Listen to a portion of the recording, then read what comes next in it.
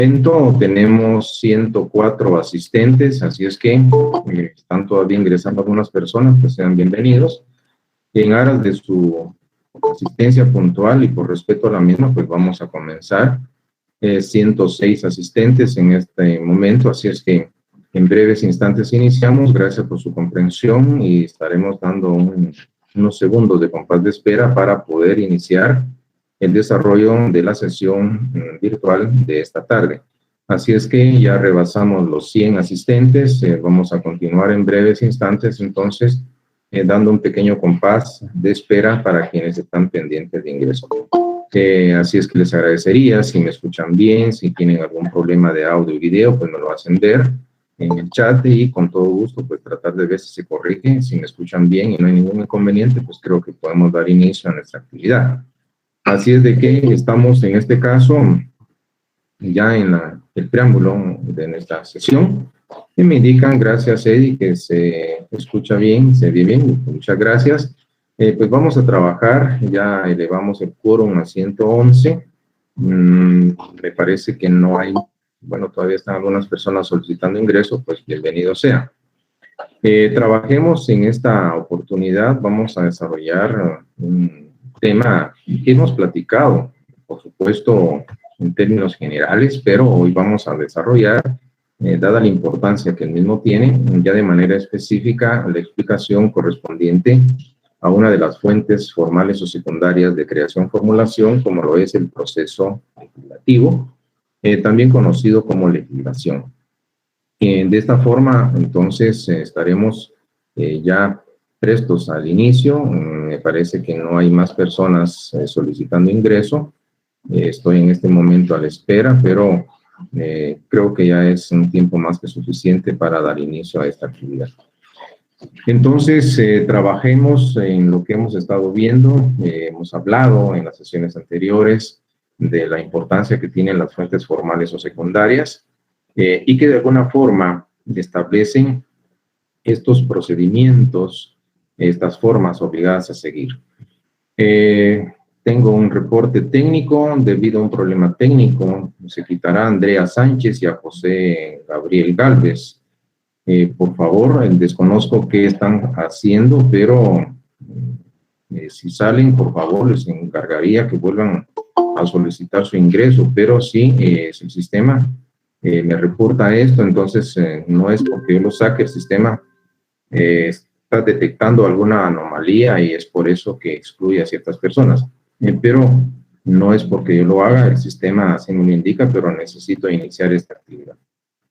Bueno, entonces trabajemos, estamos ya entonces con esta inquietud pues resuelta, iniciamos ya 110 asistentes, trabajemos con el tema propuesto y mencionado y es este. Generamos entonces la ampliación de nuestra pantalla y vamos a trabajar sobre, en este caso, el tema propuesto y es el de las fuentes formales o secundarias del derecho. ¿Qué tenemos acá? Pues tendríamos un tema, hemos desarrollado ideas generales relacionadas con el mismo. Esto lo que hace es desarrollar o ampliar un conocimiento, por supuesto reforzar un conocimiento que ustedes han ido adquiriendo a través de las anteriores explicaciones. Vamos a platicar, obviamente, de una fuente que es muy importante, ya que, como recordarán, se constituye en la fuente primordial del ordenamiento jurídico guatemalteco. Tenemos entonces que entender que dentro de estas fuentes formales o secundarias, hemos hablado de aquellas que tienen la categoría de creación-formulación, que se refieren a los procesos en sí mismos, esas formas obligadas y predeterminadas a seguir, y de las fuentes formales de aplicación, que se refieren a los productos finales de dichos procesos. Y es acá en donde nos vamos a concentrar en el proceso legislativo y en el producto final del mismo, que es la ley. Trabajamos entonces viendo esta situación y debemos de dejar en claro este aspecto. Necesito, en primer lugar, que fijen su atención en lo que les voy a explicar, porque podría pensarse de que el proceso legislativo es la única manera o forma para poder crear la normativa que integra nuestro ordenamiento jurídico. Pero vamos a hacer la salvedad en este momento de decir que es un proceso reservado para la creación de cierto tipo o clase de normas jurídicas que van a ser las normas jurídicas ordinarias. Por supuesto que viene una pregunta muy obligada: ¿y qué es una norma jurídica ordinaria? Por definición, cuando veamos nosotros el tema de la jerarquía de las normas jurídicas, pues vamos a hablar, por supuesto, de varios órdenes o niveles jerárquicos, y dentro de estos vamos a mencionar a las normas jurídicas ordinarias. Por definición, las normas jurídicas denominadas ordinarias, pues tienen una finalidad muy propia, y es que a través de estas normas se van a desarrollar principios o postulados generales contenidos en las normas constitucionales. Así como, por ejemplo, nosotros tenemos regulada en la Constitución Política el tema de la educación, por supuesto vamos a encontrar que existe en la Ley de Educación y existe normativa derivada que lo que hace es desarrollar de una manera mucho más amplia esos principios y postulados generales contenidos en la Constitución Política, en lo que a la educación se refiere. Podemos ver, por ejemplo, que en la Constitución Política está contemplada la salud, por supuesto, pero a nivel de norma jurídica ordinaria, pues vamos a encontrar un código de salud, vamos a encontrar leyes relacionadas con la salud que tienen ese rango ordinario, porque lo que hacen es que a través de normativa jurídica, que podemos denominar derivada, se va a ampliar esos principios y postulados generales contenidos en el texto constitucional. Lo mismo podemos decir, en la Constitución se regula el tema del trabajo, pues tenemos a nivel de norma ordinaria el Código de Trabajo y demás leyes laborales dentro del rango ordinario que desarrollan o que amplían los temas relacionados con la materia laboral. Y así podríamos mencionar los distintos ejemplos relacionados con el tema, pero entonces encontraremos que la secuencia o el orden en el que opera la jerarquía normativa básicamente va a obedecer. Les voy a presentar como un adelanto al módulo de jerarquía de las normas jurídicas. Les presento este orden jerárquico piramidal. Por supuesto, es un orden jerárquico. La jerarquía, como lo comenté hace unos instantes, jerarquía normativa es el orden o grado de importancia que las normas jurídicas integrantes de un ordenamiento guardan entre sí. ¿Cómo opera la jerarquía normativa? Pues se va a reconocer niveles superiores e inferiores, en el entendido de que el orden jerárquico establece que una norma, por supuesto, inferior no puede contravenir, no puede disminuir o tergiversar los postulados contenidos en la norma superior. Por supuesto, hay un argumento eminentemente del positivismo jurídico que nos va a decir que el fundamento de validez de una norma jurídica va a radicar en una norma superior que la valida. Y así, sobre esta norma, habrá otra superior que valida a la norma hasta llegar a un punto en común en donde encontramos una norma fundamental que es el fundamento supremo de un ordenamiento jurídico. Pero la jerarquía opera en el sentido de que las normas inferiores deben respetar, no deben disminuir, tergiversar o restringir, por supuesto, los postulados contenidos en las normas superiores. Así es como opera el orden jerárquico. Entonces, esto significa, de alguna forma, que en el tema de la jerarquía normativa, donde aparece la flecha en rojo, ustedes verán que es el proceso legislativo el instrumento ideal o ideado o estructurado para la generación de normas jurídicas ordinarias, ya que para la generación de las otras categorías o niveles de normas hay otros procedimientos y, por supuesto, cuando sea el tema en su momento oportuno explicado, cuando le corresponda, pues vamos a desarrollar estas maneras o formas de creación de las otras normas. Y que si bien es cierto, cuando ustedes consultan diversos textos, podrán encontrar clásicos 3 niveles normativos dentro de la jerarquía de las normas jurídicas.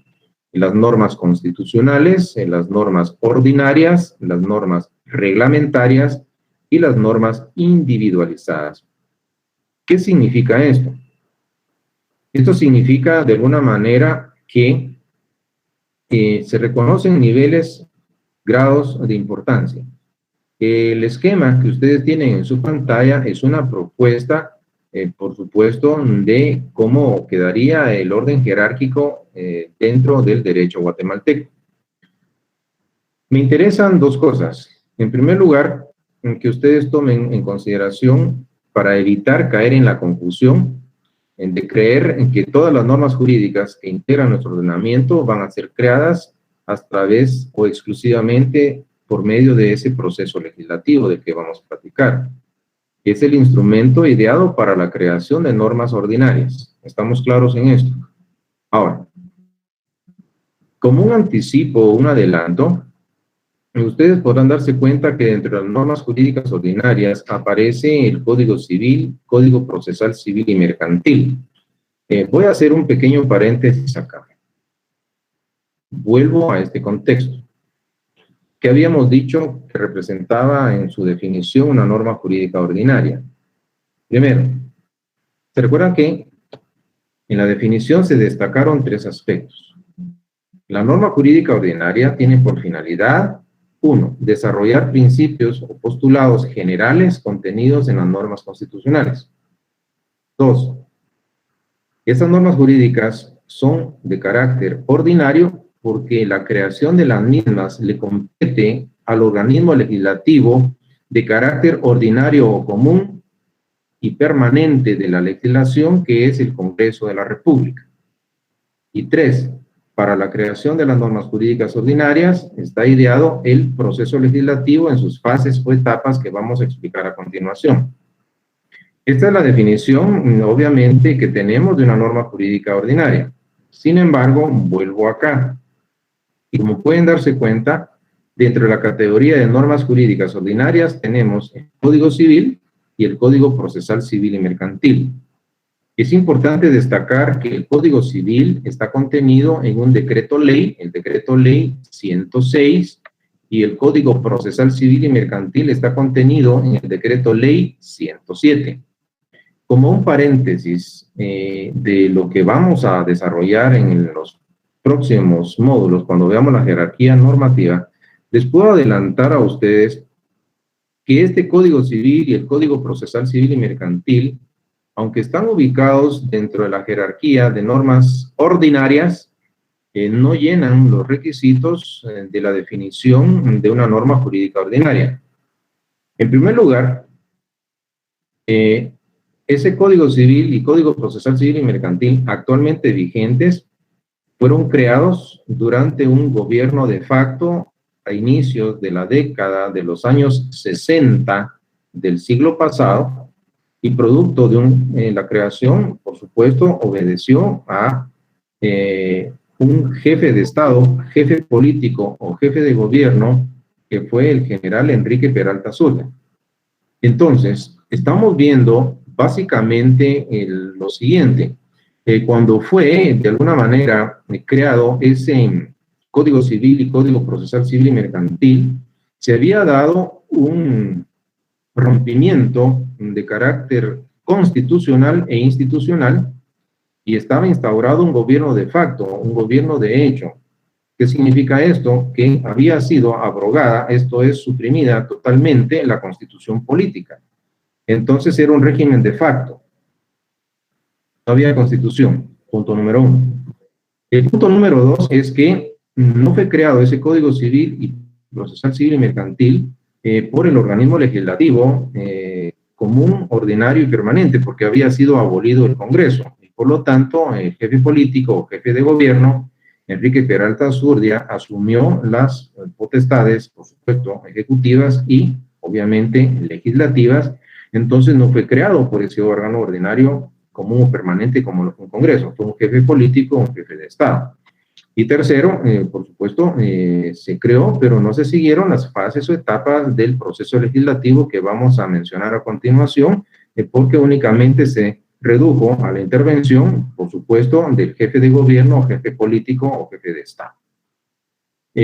Por supuesto, entonces, que tradicionalmente se les clasifica y se les ubica como normas ordinarias, pero como ya ustedes escucharon y se los voy a volver a recapitular y a destacar nuevamente cuando desarrolle el tema de la jerarquía de las normas, estos dos cuerpos normativos no llenan los requisitos, aunque estén ubicados en las normas ordinarias, de la definición de las normas jurídicas ordinarias.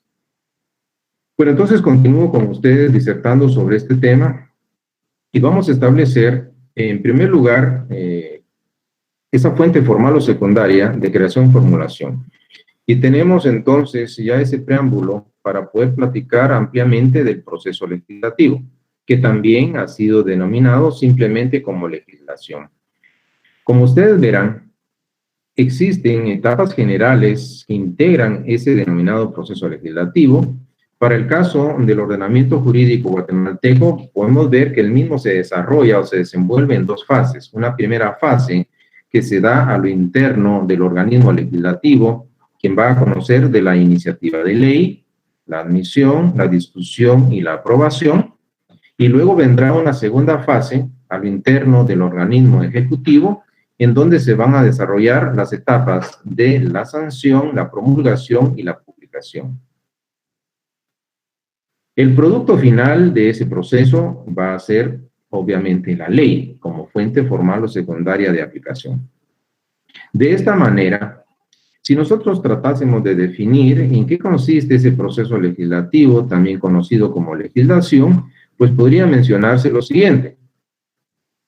El proceso por el cual uno o varios órganos del Estado formulan y promulgan determinadas reglas jurídicas de observancia general y obligatorias a las que se les da el nombre específico de leyes. Diversas definiciones pueden encontrar ustedes de lo que es la legislación, también conocida como proceso legislativo.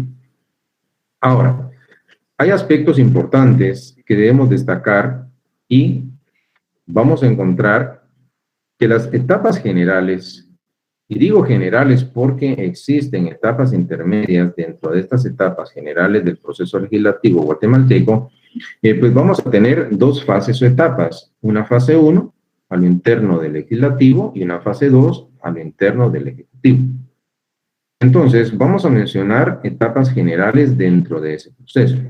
Ahora, quiero que ustedes, en primer lugar, fijen su atención en la fase 1 y aparece una primera etapa, y es la iniciativa de ley. Claro, voy a hablar de la misma, pero antes voy a hacer una reflexión para que no vayan a confundir esta iniciativa de ley, que es parte de un proceso legislativo en la fase 1, que se va a promover al interno del organismo legislativo. No quiero que la confundan, voy a adelantar, no se preocupen, porque voy a regresar a las diapositivas y me voy a ubicar en esta. Vamos a generar, de alguna manera, no se preocupen, vamos a regresar a las anteriores. Pero quiero destacar, en primer lugar, una diferencia que es evidente dentro de las iniciativas, porque existen dos iniciativas que aparecen contempladas en el texto de la Constitución Política de la República de Guatemala. En el artículo 174 de nuestra Carta Magna aparece la iniciativa de ley que se refiere a esa etapa del proceso legislativo que vamos nosotros a mencionar. Y en el artículo 277 de la Constitución Política aparece lo que se denomina iniciativa de reforma constitucional. Lo importante del caso es determinar el siguiente aspecto. Sobre el contenido del 174 de nuestra Constitución, pues vamos a hablar de esa etapa que forma parte del proceso legislativo. Y quienes tienen iniciativa, pues ustedes van a darse cuenta, y ahí la tienen en pantalla y se los voy a explicar. Pero acá, en el 277, se establece que tienen iniciativa para proponer reformas a la Constitución.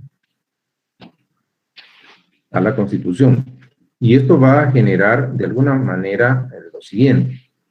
El presidente de la República en Consejo de Ministros 10 o más diputados al Congreso de la República, la Corte de Constitucionalidad y el pueblo, mediante petición dirigida al Congreso de la República por no menos de 5.000 ciudadanos debidamente empadronados por el Registro de Ciudadanos. En cualquiera de los casos anteriores, el Congreso de la República debe ocuparse sin demora alguna del asunto planteado. Por favor, sí necesito destacar que esta iniciativa de reforma constitucional lo que pretende a través de la misma es proponer cambios en la Carta Magna a nivel de la Constitución Política. Entonces hay un procedimiento que ustedes, si desean leerlo, podrán verlo del 277 en adelante de la Constitución, pero es para realizar cambios en la cúspide de nuestro ordenamiento jurídico, que sería la norma constitucional. Entonces, no es igual la iniciativa de ley contenida en el 174 con la iniciativa de reforma constitucional. Podría quedarme acá, pero generemos una reflexión, tan solo una reflexión.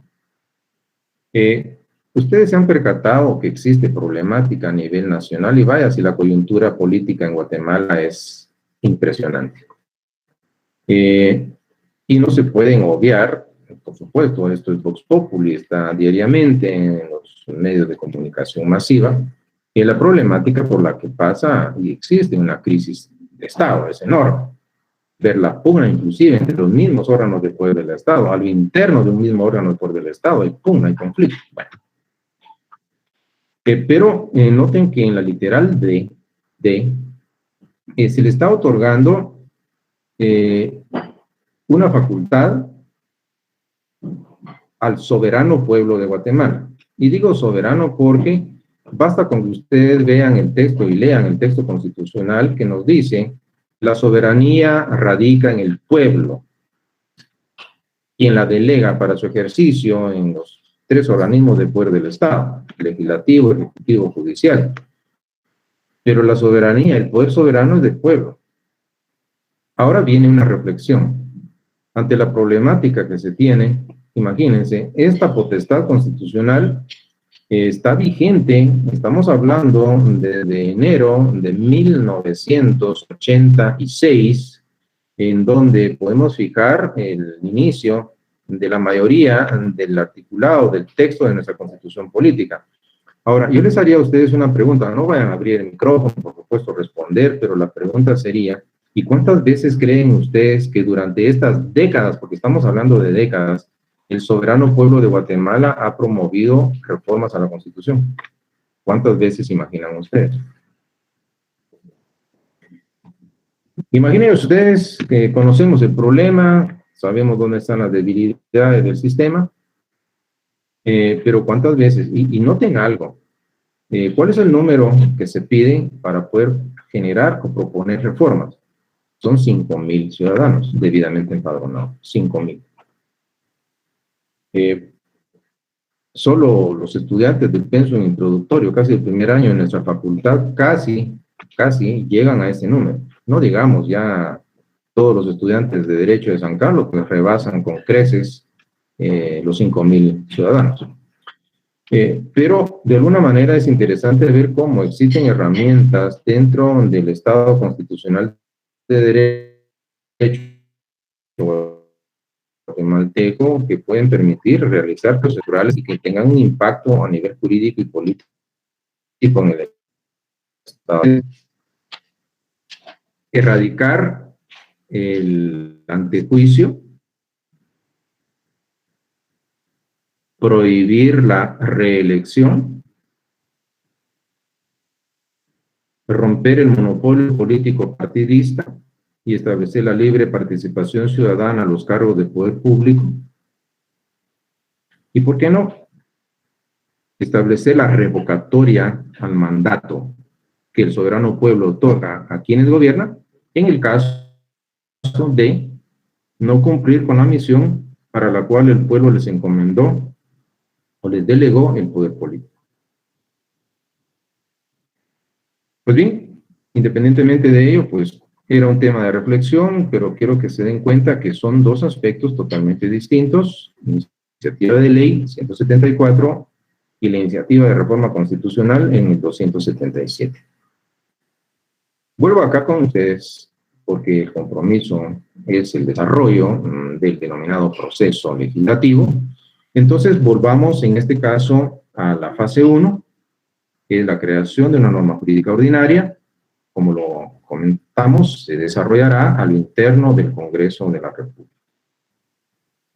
Veamos entonces qué tendríamos que platicar. Pues ya habíamos mencionado en el caso de la iniciativa de ley. Claro, recuerden ustedes que hay otra iniciativa, pero la iniciativa de ley como parte del proceso puede ser definida de la manera en que la tienen en pantalla. Vamos a establecer que es un acto porque es la exteriorización de una voluntad que tiene un propósito, una finalidad, y es generar consecuencias en el ámbito del derecho. Entonces es un acto mediante el cual determinados, y digo determinados porque son específicamente establecidos quienes tienen esa potestad de poder someter a consideración del Congreso de la República un proyecto de ley. ¿A efecto de qué? El propósito va a ser que el mismo, luego de cumplir las etapas del proceso legislativo, sea promulgado como ley de la República. Entonces la iniciativa de ley, como ustedes se pudieron haber dado cuenta, es una facultad reservada. Por eso se dice que tiene como facultad, entiéndase, un derecho es exclusivo y que se le va a conceder a determinadas personas, organismos de Estado e instituciones. ¿Para qué? Para poder presentarse al Congreso y someter a consideración del mismo proyectos de ley. La finalidad es promover el inicio del proceso legislativo y si se dan las condiciones que implicarían el cumplimiento de las fases subsecuentes del mismo, pues si se aprueba y por supuesto se agota esa etapa, fase 1 y pasa a la fase 2 y se cumplen con los requisitos, el mismo se convierta en ley de la República. Pero es una facultad exclusiva, facultad reservada, y dentro de estas, la pregunta sería, ¿quiénes tienen iniciativa de ley? Pues entonces la respuesta la vamos a tener en la Constitución Política de la República de Guatemala, en el artículo 174, que nos está indicando de una manera taxativa, y por eso es exclusiva, quiénes son los que tienen iniciativa de ley, que tienen esa potestad de someter a consideración del Congreso proyecto de ley. Y si ustedes se dan cuenta, acá tenemos en primer lugar los diputados al Congreso de la República. Que quede muy claro de que los diputados, por el hecho de tener esa calidad, esa alta investidura, están investidos de iniciativa de ley. La iniciativa de ley es una potestad propia del sujeto diputado. Por supuesto, aquí tenemos ya la representación de un organismo de poder del Estado que va a ser el organismo legislativo, pero la iniciativa es de los diputados.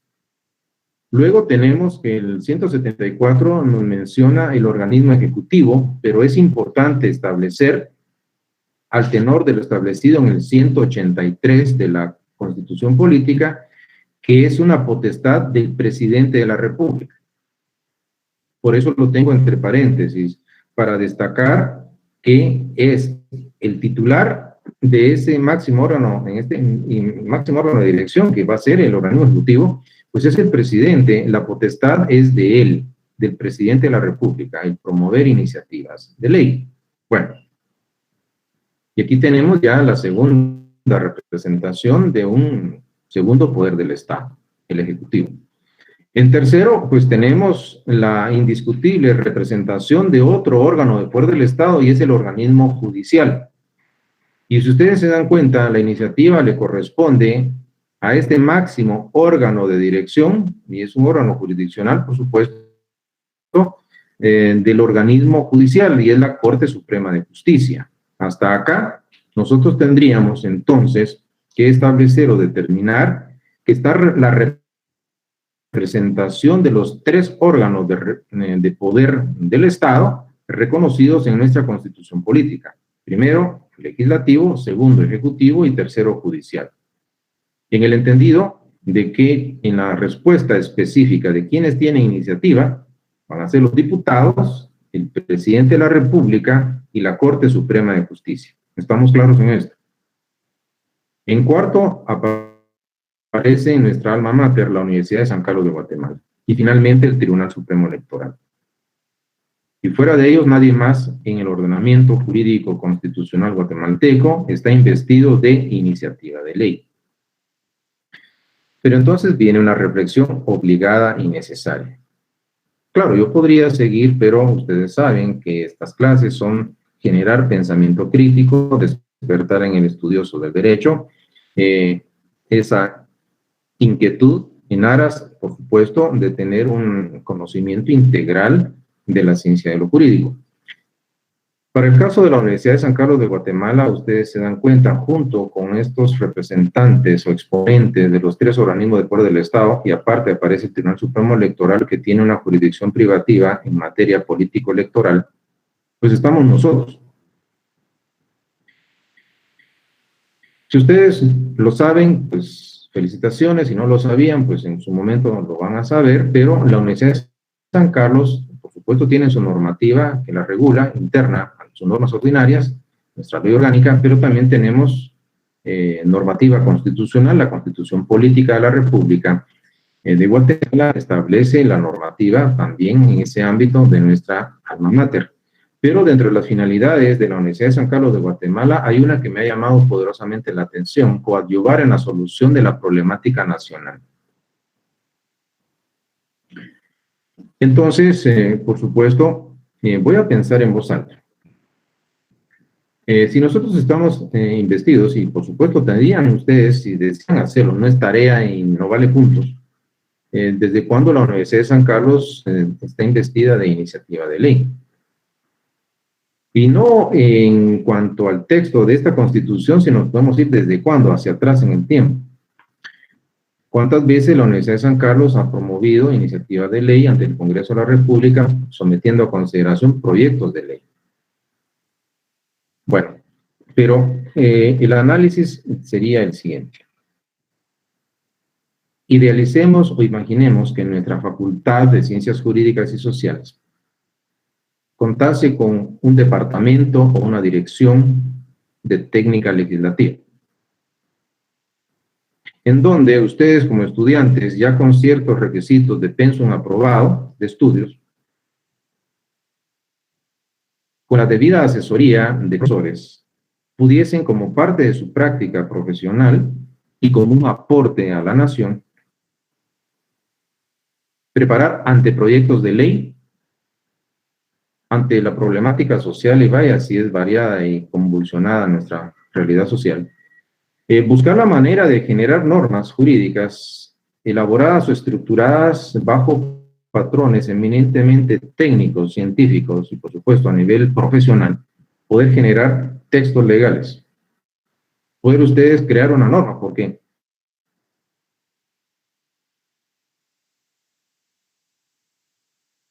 Ustedes leen las normas contenidas en la ley, pero la acción no dice cuáles son las habilidades o destrezas. Entonces, los estudiantes debidamente capacitados en técnica legislativa, poder, con la asesoría profesional respectiva, elaborar anteproyectos de ley, mismos que a través del Consejo Superior Universitario y de su rector magnífico pudieran ser canalizados al Congreso de la República como un aporte de nuestra alma mater a la solución de la problemática nacional. Como un aporte. Lo que sí es importante es que llegará el proyecto originalmente elaborado con bases técnicas y estudios científicos, pero ya lo interno del Congreso, pues no se garantiza de que sea aprobado exactamente el proyecto original, pero está el aporte y queda la evidencia y quedará en los anales de la historia ese aporte histórico de nuestra alma mater. ¿Qué significaría esto? Por supuesto, significaría estudiantes comprometidos en la academia, generar un rigor científico, metodológico, disciplina, dedicación, tiempo, esfuerzo. Y la pregunta es esta: ¿estarían dispuestos a hacerlo? Pues bien, les comento esto porque siempre se los he comentado a mis alumnos y ustedes pueden investigar cuántas veces la universidad ha hecho uso de su iniciativa de ley. Y si esta facultad ha sido utilizada o está subutilizada, no les voy a dar la respuesta, pero es interesante determinar un compromiso que se puede asumir frente a una realidad que amerita un aporte. Gozamos de esa facultad exclusiva y por lo tanto podríamos, ante la problemática, hacer propuestas concretas técnicas, académicas, de normativa jurídica para poder regular diversidad de aspectos dentro de nuestra convulsionada realidad social. Bueno, entonces continúo acá. De alguna manera establezcamos esta primera parte del proceso legislativo. Ya de esto lo habíamos platicado. Entonces viene un aspecto importante. El contenido de la iniciativa de ley y por supuesto, en principio, voy a mencionar dos causales, posiblemente no sean las únicas, pero me parecen muy interesantes, y son las siguientes. Promover una nueva iniciativa de ley, esto es, crear normativa novedosa sobre un tema aún no regulado, no legislado. Recuerden que las fuentes reales impactan en la sociedad, son factores independientes o ajenos al mismo derecho, crean necesidades sentidas en la sociedad y por lo tanto, ante esa situación, pues dándose cuenta de que hay temas no regulados o legislados, el contenido de la iniciativa puede ir encaminado a crear legislación que no existe todavía y por lo tanto hay que generar las normas. Recuerden que la respuesta que el derecho da ante la problemática es generación normativa. O podría ser el caso de que sí exista legislación, pero no es suficiente, no se da abasto, no se da el alcance. Entonces hay que implementar legislación que venga a complementar la insuficiencia que puede presentar la legislación escasa que podría existir. O en el peor de los casos, claro que se cuenta con ley, pero es confusa, es ambigua, es contradictoria, es enredada y por lo tanto, pues, amerita una nueva ley, dado que la que está vigente, pues, es ineficiente, es inoperante. Esa podría ser una posible situación que promueva el contenido de la iniciativa. O podría darse el caso de que exista una ley y está vigente y por eso hablamos, aquí se requiere obviamente la existencia de una ley anterior, a la cual lo único que se pretende hacer es modificaciones, cambios o enmiendas. Entonces, mejorarla. Existe, pero hay que realizar algunas enmiendas. Claro, ustedes van a encontrar que esas modificaciones que implican cambios tendrán que ser realizados a través de otras leyes.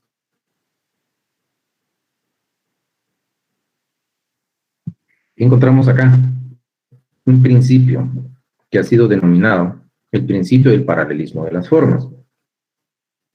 Y aquí tendríamos que irnos al artículo 8 de nuestra ley del organismo judicial, que se refiere a la derogatoria de las leyes. Las leyes se derogan por leyes posteriores, totalmente porque la nueva ley regule lo contenido en la ley anterior, parcialmente por incompatibilidad de las disposiciones contenidas en la nueva ley con las precedentes, total o parcialmente por declaratoria de inconstitucionalidad, dictada en sentencia firme por la Corte de Constitucionalidad.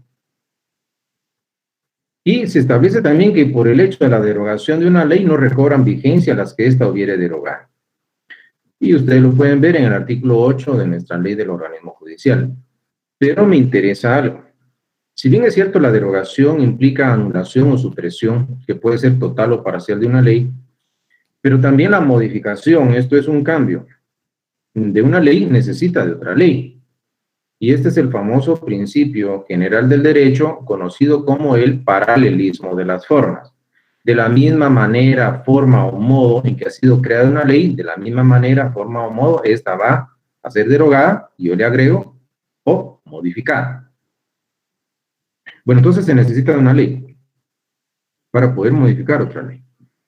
Entonces el contenido de la iniciativa puede ir en cuanto a generar normativa nueva o bien modificar la ley que ya está existente. Continúo con ustedes acá. El contenido de un anteproyecto de ley, aquí hago un paréntesis. ¿Por qué anteproyecto? Porque ustedes ya saben cuáles son las personas, instituciones u organismos que están investidos de iniciativa de ley. Y ellos pueden someter a consideración del Congreso proyectos de ley. Pero antes de que ese proyecto sea incorporado formal o bien oficialmente a lo interno del Congreso, pues va a ser un anteproyecto. La persona, organismo, institución, cuando está trabajando sin haberlo sometido a consideración, está realizando o trabajando un anteproyecto, que sería como una especie de borrador, o alguien podría decir un machote, bien, pero hay que elaborar porque no es suficiente con que alguna de las personas o instituciones que están investidas de iniciativa de ley, a través del derecho de petición, solo pidan al Congreso que legisle y pidan, es necesario, es urgente, legislen, hagan algo, estoy utilizando mi iniciativa de ley, no, así no opera. Lo que tiene que hacer esa persona, institución, organismo, es elaborar, redactar, hacer ese borrador preliminar o ese esquema preliminar de cómo debería de quedar la ley, y por eso hablamos de un anteproyecto de ley. Cuando se somete al Congreso a consideración y se admite para su trámite, se convierte en un proyecto de ley. Cuando el mismo es discutido y se somete a votación y es aprobado, se convierte en un decreto. Y cuando pasa al organismo ejecutivo, y por supuesto este lo sanciona, promulga y publica, pues se convierte en ley de la República. Lo interesante es esto de que el contenido de ese anteproyecto debe reunir la forma de decreto. Esta expresión decreto es la forma obligada que debe tener una ley en Guatemala, reunir o contener los elementos de forma de decreto. Y el decreto va a tener, en términos generales, por su estilo, esta secuencia, en este caso, que les presento a ustedes, dos partes, un preámbulo y un cuerpo. En el preámbulo debe contar con la justificación, considerandos y el por tanto, y en el cuerpo, primeros artículos, artículos principales y artículos finales. Esta sería una especie de modelo de decreto que debe llenar o cumplir ese anteproyecto de ley, que como se dijo anteriormente, al ser sometido al Congreso y aceptado ya es un proyecto, y cuando es aprobado es un decreto. Pero debe llenar. Entonces, debe darse a la tarea a la persona e institución de redactar, de preparar ese borrador de cómo debería quedar la ley. En la justificación vamos a encontrar la exposición de motivos, que no es ni más ni menos que un estudio de carácter jurídico y doctrinario en donde se exponen las razones por las cuales la entidad o persona ponente considera que se hace necesaria la incorporación de ese proyecto como ley de la República. Claro, he de comentarles que la justificación que contempla o contiene la exposición de motivos, al ser aprobada una ley, pues no forma parte de la exposición de motivos del texto de una ley. Es el antecedente en donde encontrarán el estudio de carácter jurídico y doctrinario que expone las razones que justifican la necesidad de que este cuerpo normativo se vuelva ley de la República. Luego vienen los considerandos y por tanto, y estos ya forman parte del texto de una ley. En el considerando lo que vamos a encontrar es un resumen de las causas, razones o motivos, en este caso del proyecto de ley, pero cuando ya es aprobado y se convierte en ley de la República, pues será el resumen o causa de la ley, que pueden ser 1, 2, 3, 4 o 5, ustedes van a encontrar en las diversas leyes que han leído los considerandos. Y el por tanto no es ni más ni menos que el fundamento jurídico que es mencionado o es invocado por parte del órgano legislativo, organismo legislativo, en donde se establece cuál es la normativa dentro de nuestro derecho interno, en donde se establece que tiene la potestad de crear la ley, en donde se establece que tiene esa potestad legislativa. Entonces, ahí es la base jurídica que le está facultando a ese órgano para poder crear una ley. Es el fundamento de derecho. Luego del preámbulo, pues tenemos este otro componente, que es el cuerpo, en donde ustedes podrán encontrar tres clases de artículos. Primeros artículos, artículos principales y artículos finales. ¿Qué encontramos en los primeros artículos? Pues van a encontrar toda la normativa relacionada con aspectos generales. Vamos a encontrar, por ejemplo, definiciones para los efectos de la presente ley. Se entenderá, por ejemplo, por periodo impositivo, un periodo comprendido del 1 de enero de un año al 31 de diciembre del año. Y así vamos a encontrar diversas normas interpretativas. En este caso, contempla una interpretación auténtica o legislativa, porque el legislador está dejando plasmado en la ley cómo debe entenderse ciertas palabras, ciertas expresiones, cuál es el sentido que debe dársele a las normas.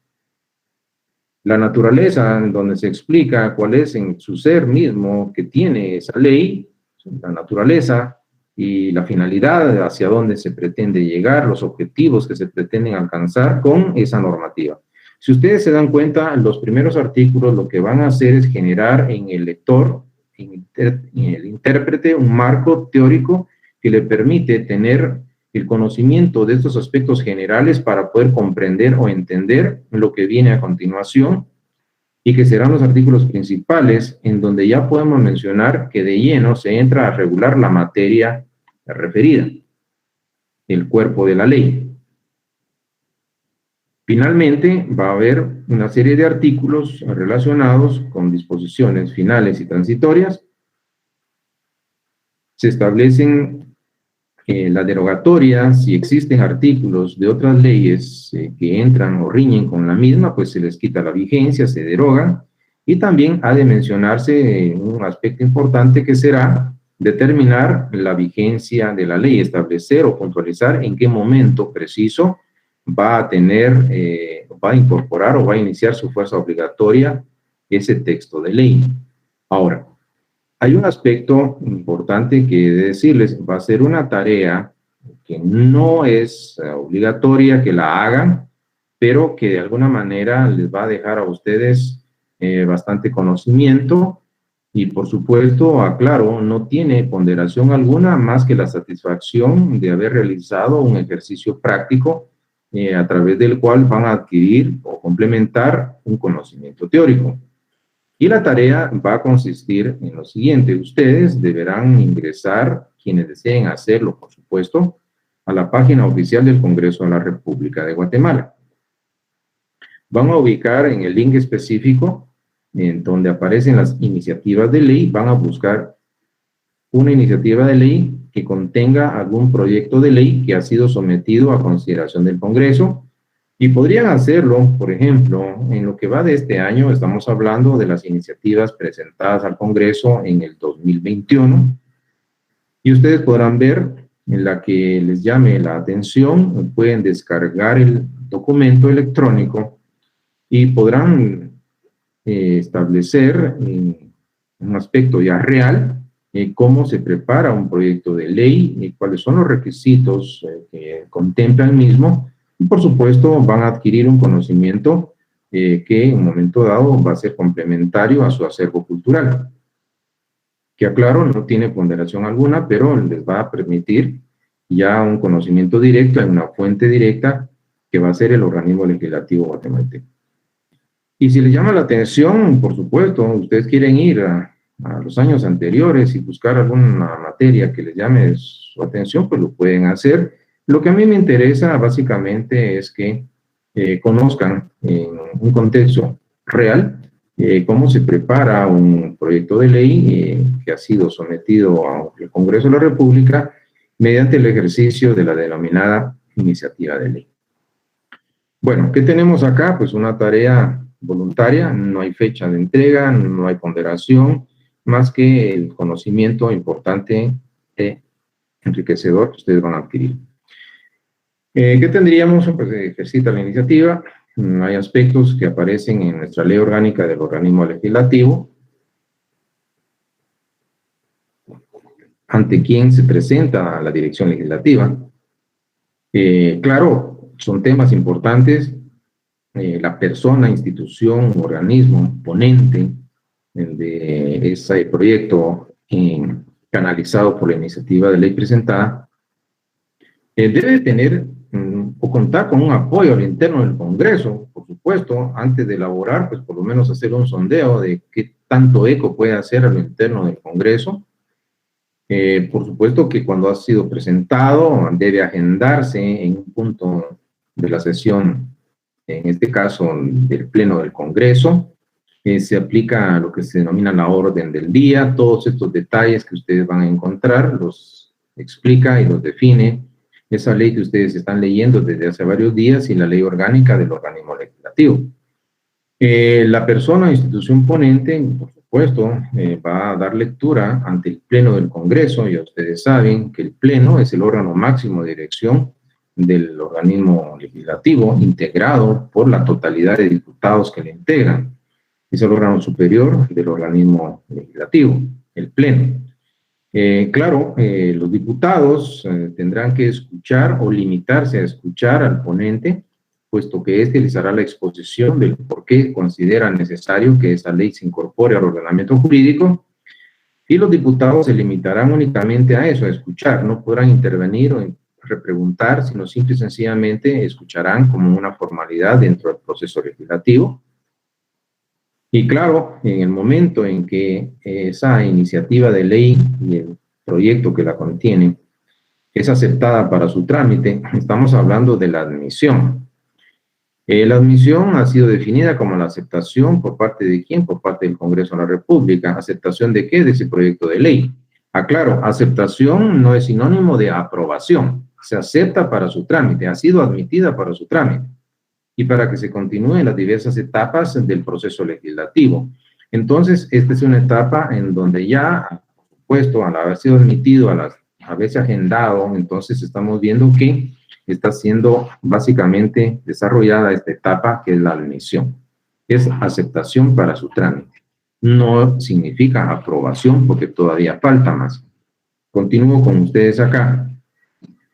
Entonces, obviamente, los diputados escucharon, pusieron atención. Hay una etapa interesante y es lo que se denomina envío a la comisión.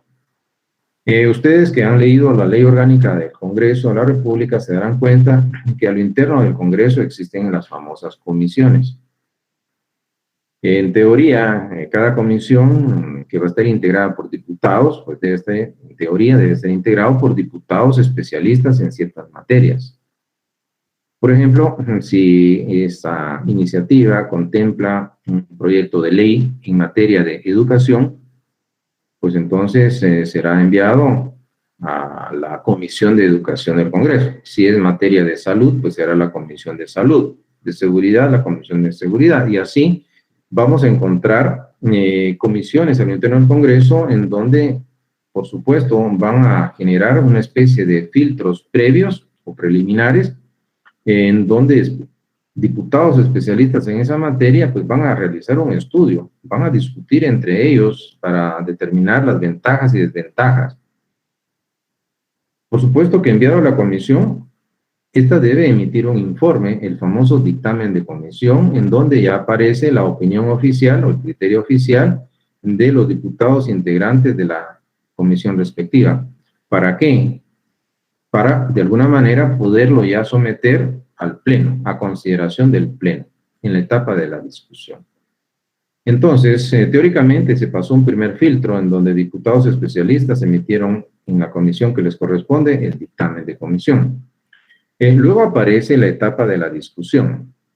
Claro, vamos a establecer una definición, esto es doctrinario, la discusión entendida como el acto por el cual las cámaras o comisiones del Congreso deliberan acerca de los proyectos de ley.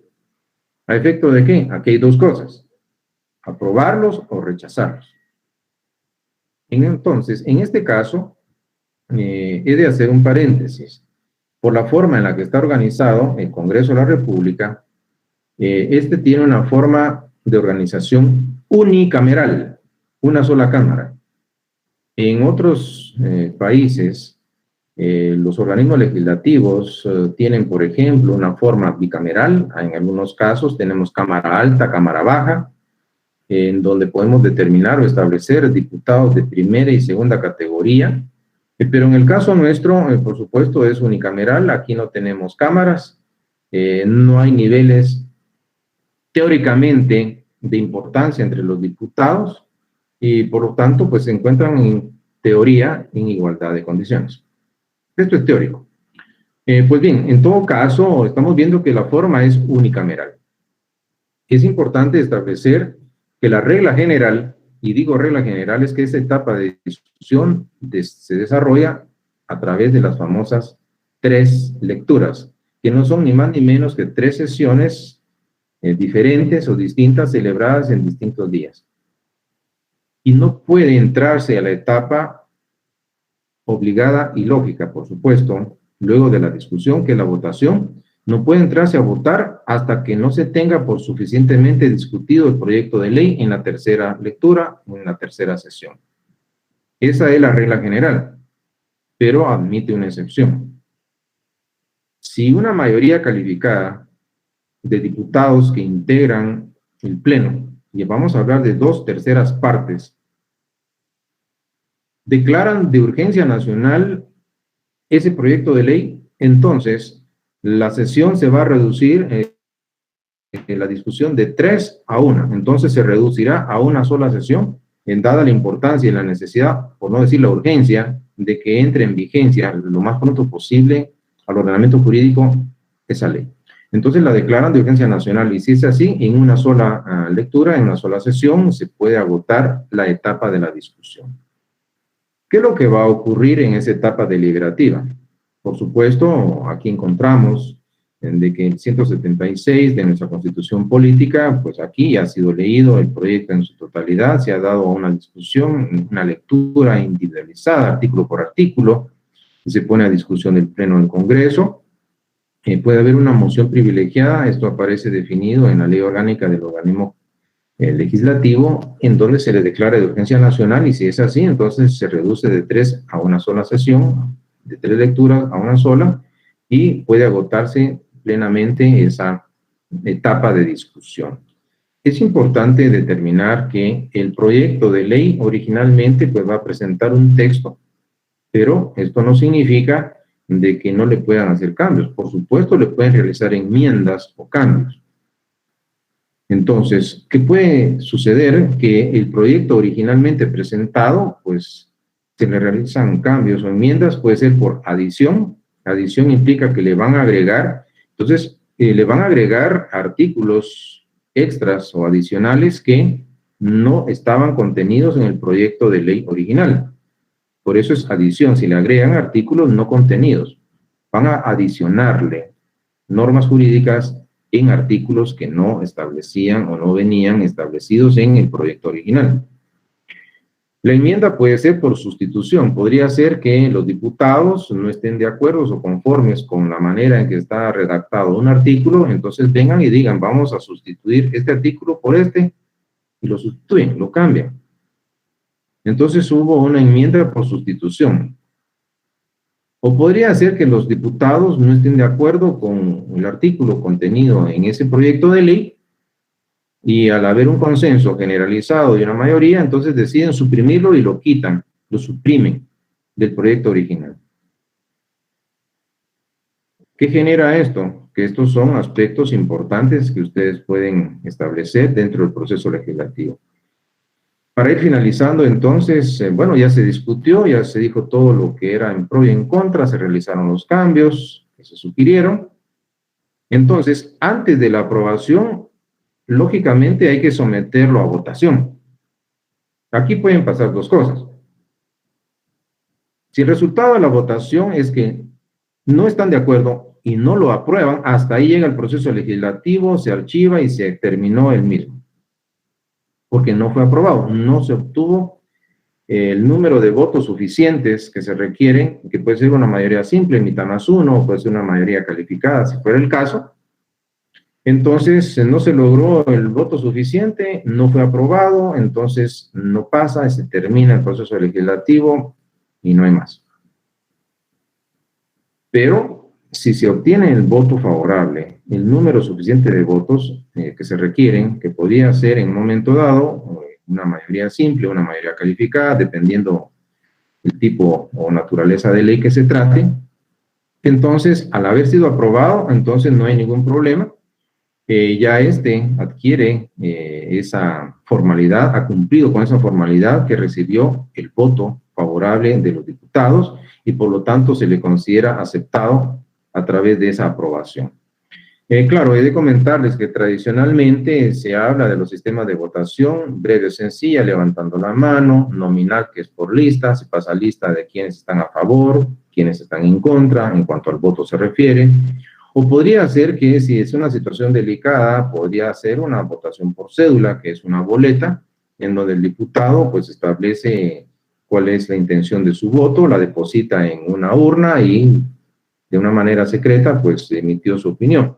Esto es tradicional, pero si nos vamos a nuestra ley orgánica del organismo legislativo que ustedes ya están estudiando, podrá darse cuenta que los sistemas de votación reconocidos por la ley orgánica del organismo legislativo son dos. Una votación nominal por medio del sistema electrónico, y si éste llega a fallar, pues entonces habrá una votación nominal de viva voz.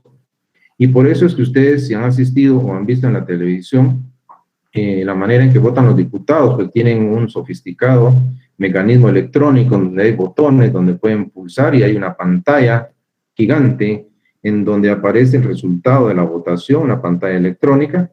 Entonces, que sería la forma o los sistemas que se utilizan de votación en Guatemala, y los otros pues son los que tradicionalmente se reconocen en la labor legislativa. Podría seguir con ustedes, estamos por terminar, por supuesto. Recuérdense que fue aprobado, requirió una mayoría simple o calificada, dependiendo del caso. Entonces, el secretario procede a lectura íntegra del proyecto de ley completo, como quedó ya debidamente con sus enmiendas, debidamente aprobado. Al ser aprobado, entonces ese proyecto de ley se convierte en un decreto y se le va a asignar un número correlativo que lo identifica. Si durante lo que va del año han aprobado 3 decretos y hoy aprueban uno más, entonces le va a corresponder el número 4-2021. La Junta Directiva ordena que se examine, por supuesto. Recuérdense que es una ley que debe llenar requisitos de estilo en cuanto a redacción, cuestiones ortográficas, cuestiones de estilo. Entonces debe ser revisado para que de alguna manera quede corregido y redactado en forma apropiada esa ley. No pueden realizarle cambios o enmiendas porque eso es constitutivo de delito, pero son cuestiones de estilo. Recuerden que es una ley y debe verse aspectos de puntuación, de redacción, cuestiones ortográficas, sin entrar a modificar, por supuesto, texto debidamente aprobado.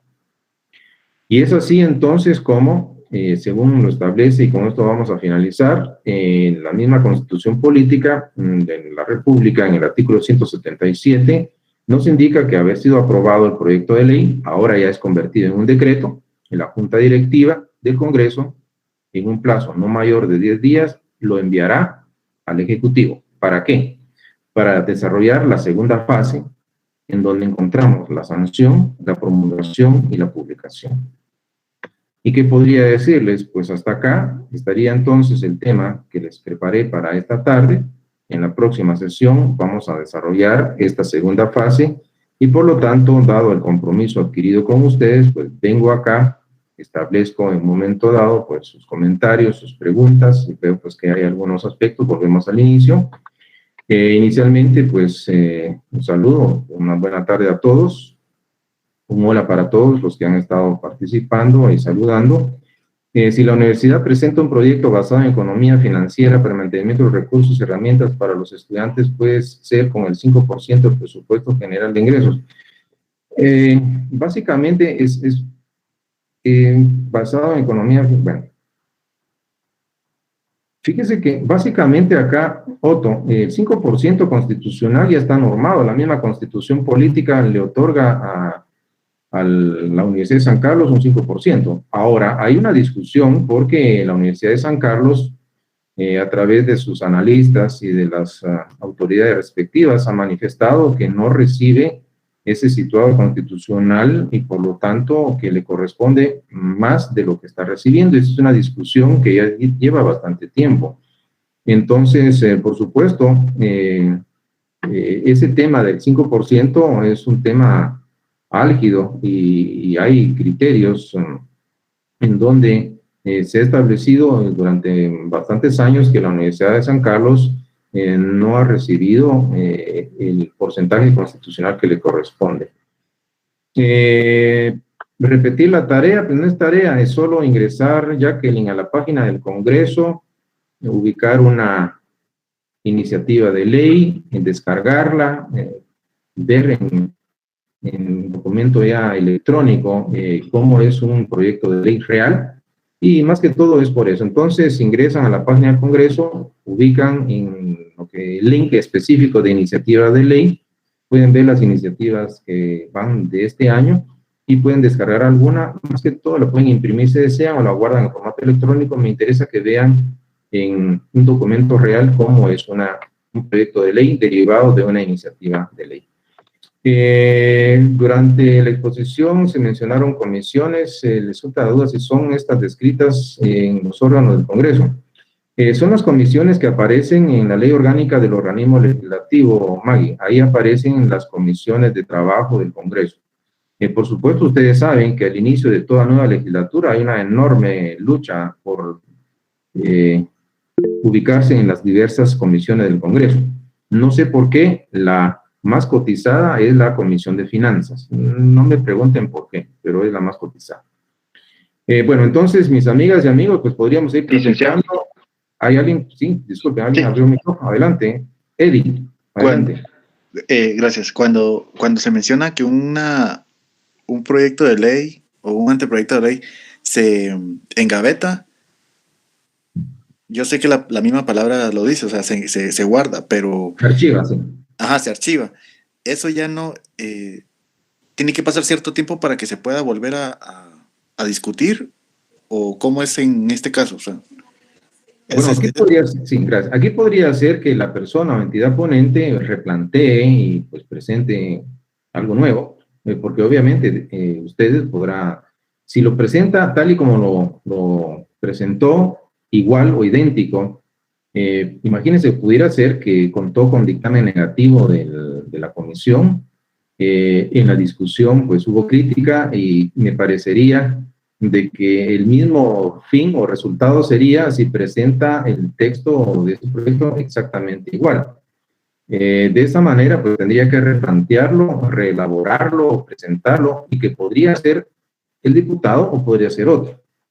En todo caso, ya queda a criterio de la persona ponente si vuelve a intentar, pero me parece que si quiere presentarlo tal y como lo presentó, téngalo por seguro de que el resultado va a ser similar. Entonces tendría que generar otro, reestructurarlo. No sé si estamos claros en esto.